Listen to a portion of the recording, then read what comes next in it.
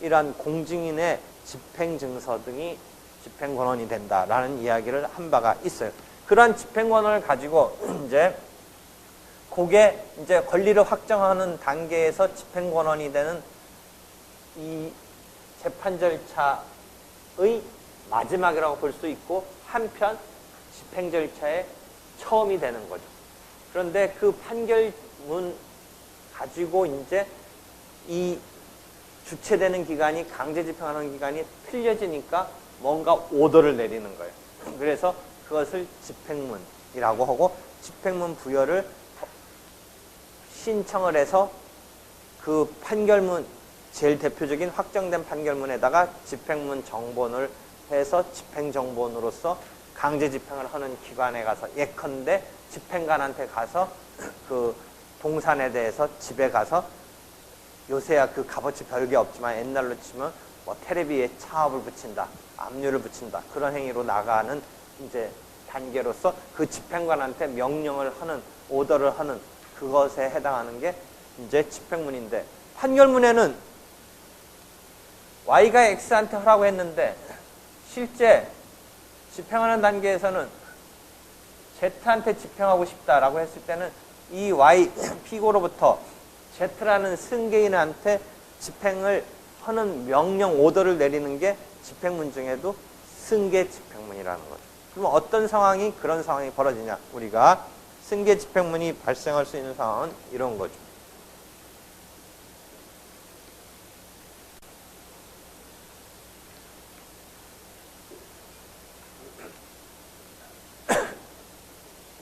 이 건물을 빌려줬다가 이제 임대차 등이 종료돼서 X 입장에서는 Y를 상대로 이제 건물을 반환받으려고 하는데, Y가 무슨 이유를 대면서 버티고 있어요. 그래서 건물 인도 청구를 한 거죠. 건물 인도 청구를 하는데, 건물 인도 청구에 의해서 순수히 해서 싸워서 결국은 X가 이겼다고 치면 Y는 X에게 별지 목록 기재 건물을 인도하라라는 판결이 내려질 거예요.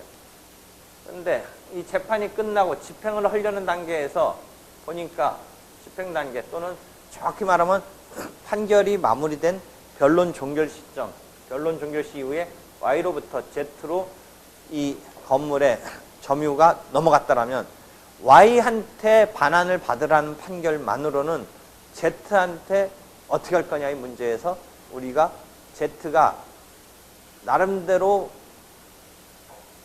뭔가 이 경우에 양도받은, 점유를 이전받은 뭔가 사유는 있겠지만, 그에 따라 조금 더 분석은 해야겠지만, 일반적으로 변론 종결 뒤에 점유가 양도된 경우에, 이전된 경우에 있어서의 Y에 대한 판결을 가지고 이제 Z한테 판결의 효력을 미치게 할 때 쓰는 개념이 218조 1항의 변론 종결 후의 승계인인 거죠.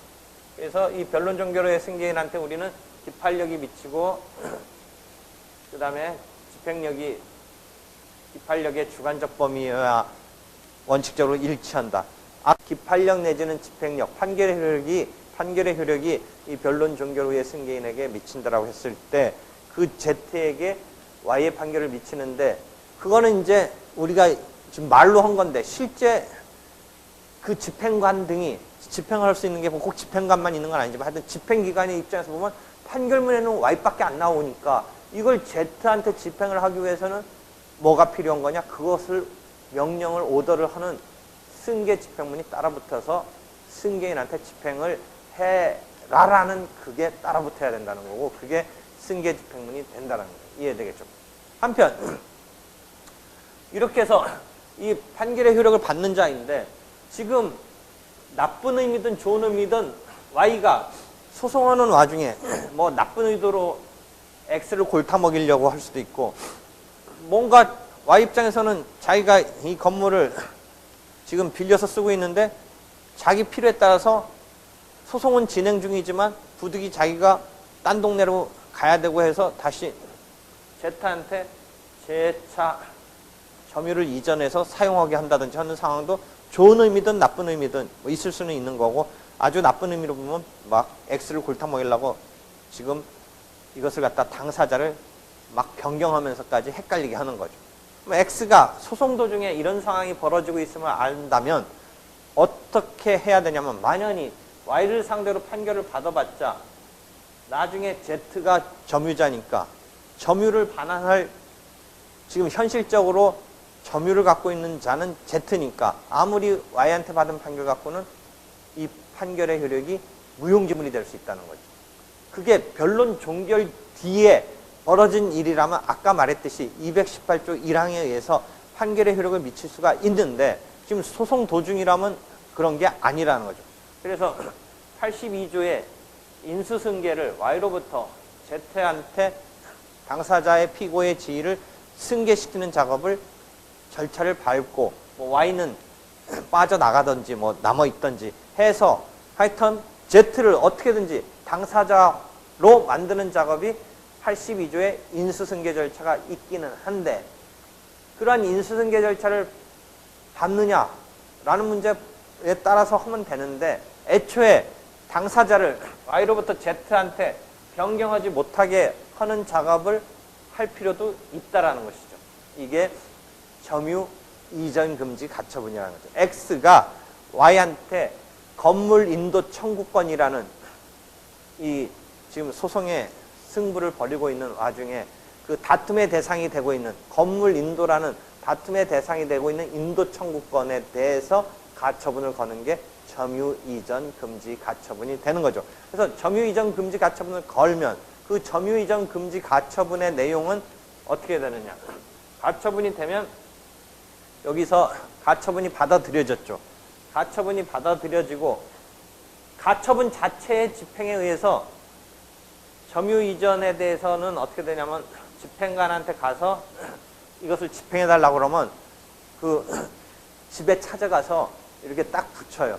이거 점유 어디에 이전하지 마라 라고 붙여버리니까 그렇게 해서 그게 집행이 되면 가처분이 집행이 되면 이제 Y가 Z한테 Z 등에게 제3자한테 그것을 점유를 이전하면 안 되는데 점유를 이전했더라도 이전하면 안 되는 것이 가처분을 한 효과가 의미가 있는 건데 했어도 그럼 의미가 있게 하려고 어떻게 되냐?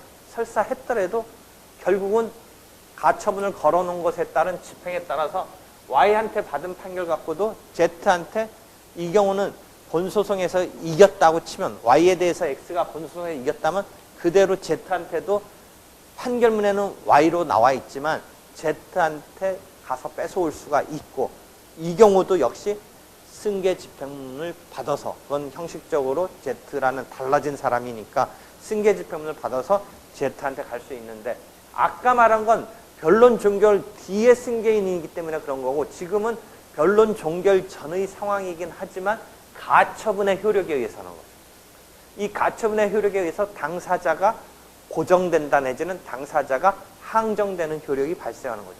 애초에 제일 하나 생각할 수 있는 것은 아예 팔아봤자 아무 의미 없게 하는 그런 또는 파는 것을 금지시키는 뭐 이런 여러 가지 양도를 금지하는 뭐 점유 이전을 금지하는 뭐 이런 소송화됐을 때 그런 방법을 생각해 볼 수는 있는데 지금 우리는 있는 제도는 82조고 그 다음에 당사자 항정의 효과를 볼 수 있는 게 지금 이때는 점유 이전 금지 가처분이고 예컨대 이 똑같은 상황에 있어서 처분 금지 가처분에 있어서는 이때는 이제 건물 인도 청구가 아니고 이런 경우를 상정해 보면 되죠. X가 Y한테 이제 이전 등기 청구권을 갖고 있는데 Y가 이것을 갖다가 Z한테 팔아버리면 어떻게 되냐.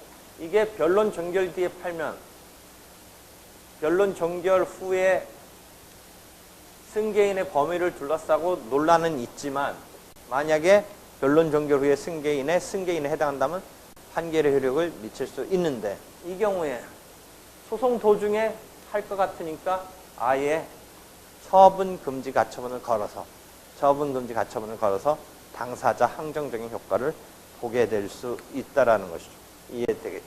그래서 이런 식으로 지금 개념을 딱 점유 이전 금지 가처분 등을 걸었을 때 그 가처분의 효력으로서 지금은 아직 가처분 단계인데 본소송에서 X측이 이기고 나서 보니까 Y가 Z한테 점유를 이전시켜 놨더라. 그게 변론 종결 뒤에 점유 이전이었으면 변론 종결 후에 승계인 개념으로 본소송에 따른 판결의 효력을 생기게 할 수 있는데 지금 가처분을 걸어놓긴 했는데 그 점유를 이전한 게 소송 도중이었다.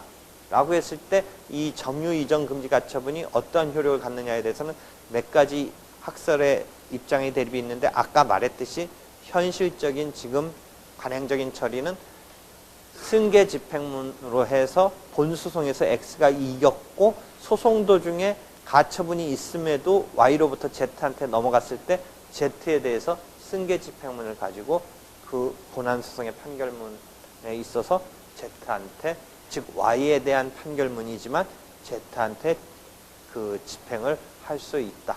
그 이야기를 했죠. 그래서 당사자 항정의 효력을 가져오게 된다까지가 이야기됐습니다.